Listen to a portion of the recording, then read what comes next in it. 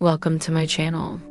It's time for another installment of Creepypastas Explained, where we take a look at some of the most infamous horror stories shared across the internet, discuss their origins, meanings, and messages.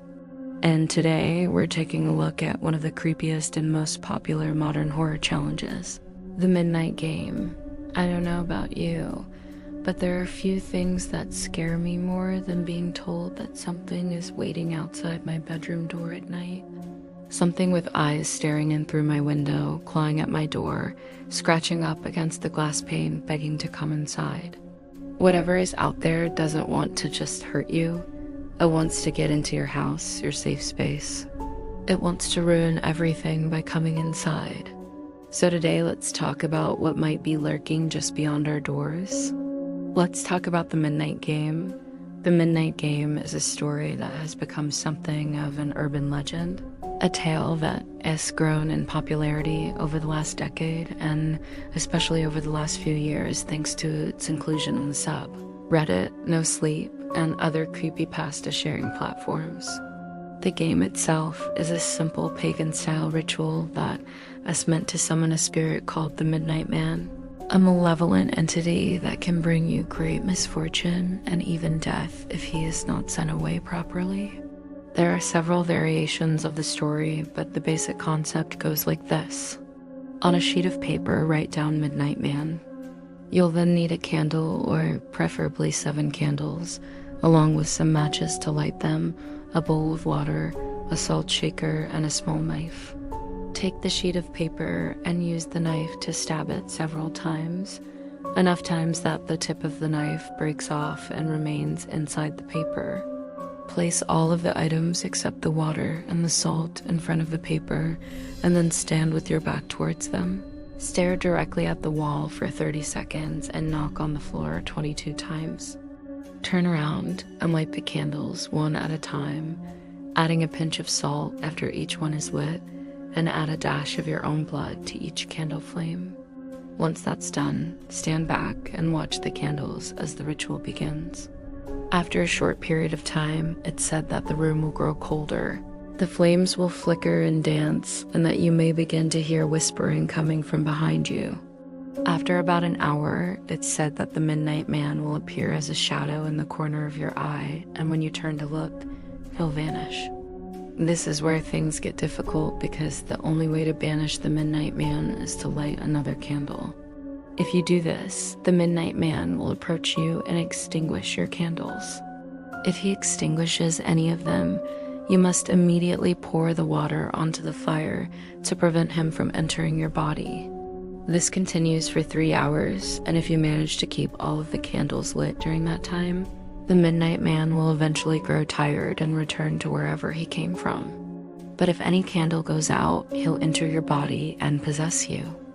It's also worth noting that the experience can differ based on how many candles are used. Using 7 candles is apparently the safest way to go, though you have a chance of losing even then, while using less can make the Midnight Man stronger and increase your chances of losing. Apparently, some people have even reported that the Midnight Man will interact with those around you, causing harm to them in order to distract you and cause you to break your focus and fail the ritual. The longer you manage to keep the candles burning, the stronger you become against the Midnight Man, eventually gaining the ability to harm him. Eventually, if you succeed, he'll retreat from you and the ritual is over. But if he manages to snuff out any of the candles, he'll attack you, entering your mind and showing you visions of your greatest fears. If this happens, you should pour the water over your head to repel him. And if it works, you'll be left trembling, alone in the dark until the morning. If it doesn't work, however, the Midnight Man completely takes control of you and you'll never be seen again. Of course, tales like these are nothing new, but the Midnight Game has managed to find new life in recent times, thanks to its inclusion in creepypasta communities and other dark storytelling sites. There have been countless stories of people claiming to have tried the ritual themselves, usually with slightly different instructions depending on the source. Most agree on the basic premise, however, summoning a shadowy figure by writing his name and stabbing the page with a blade. As far as I can tell, the earliest written account of the Midnight Game was shared to the site Creepypasta Wiki back in 2014 by user Night Terror. I personally believe that this was the first widely shared telling of the story, but I'm sure that variations of the myth had been exchanged between friends long before then. And of course, that initial story inspired dozens of others.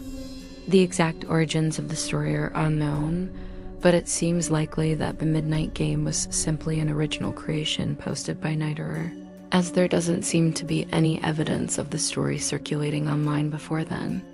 Some people believe the game to actually be real and have chosen to try it out for themselves, but so far nobody has come forward with any proof of having done so. Luckily though, that hasn't stopped people from trying. And as a result, we've gotten quite a few stories from people claiming to have played the game themselves. These stories are often included in collections of scariest things I ever experienced, posts on Reddit, or as replies to people asking if anyone else has heard of the Midnight Game. These stories usually follow a similar format: a group of friends performing the ritual for fun, messing around and making light of the whole thing until something weird happens and they break the rules, accidentally allowing the Midnight Man to attack them and cause them great misfortune.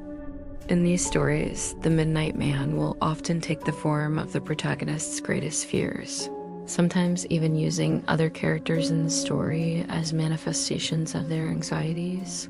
Sometimes, though, the Midnight Man isn't as particular, attacking everyone in the vicinity and bringing bad luck to them in the days following the ritual.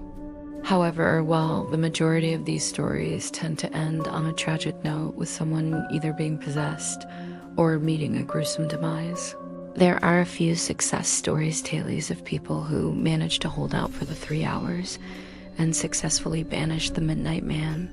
As far as I can tell though, none of these stories come from users who are willing to share their full name and contact information, which is required on the Creepypasta Wiki in order to verify a story is real. So we don't really know if any of these stories are true, but that hasn't stopped people from trying anyway. But regardless of whether or not the Midnight Game is actually real, we do know that the fear of something preying on you in the dead of night is very real. So it makes sense that this tale has spread like wildfire throughout the internet. It also plays into some of our greatest fears, the fear of losing control of ourselves and becoming something monstrous. Psychologically speaking, the Midnight Game is a perfect breeding ground for nightmares.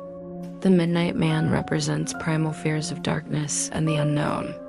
He lurks outside the protagonist's home, which is supposed to be their safe space. He waits until nighttime, which is always scary, to begin his assault, and tries to trick the protagonists into letting him in by offering them power over him. The whole scenario is designed to invoke feelings of helplessness and hopelessness, which can trigger panic attacks and, in extreme cases, even seizures. The fact that sleep deprivation is often involved only compounds these effects. Our brains are designed to sleep. We need it in order to stay healthy and happy.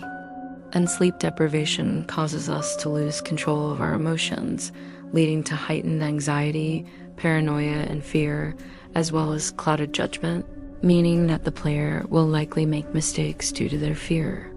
This, combined with the fact that the Midnight Game heavily relies on suggestion, means that it's easy to convince yourself that you're actually in danger. But ultimately, the Midnight Game is a great example of a modern campfire story. It's the type of horror that spreads easily and gains traction quickly within the internet community. And as of right now, it shows no signs of slowing down anytime soon. So what do you think? Would you ever play the Midnight Game? Do you know anybody who has? Please feel free to share your thoughts below. And as always, I hope you enjoyed today's video. Thanks for watching. See you next time.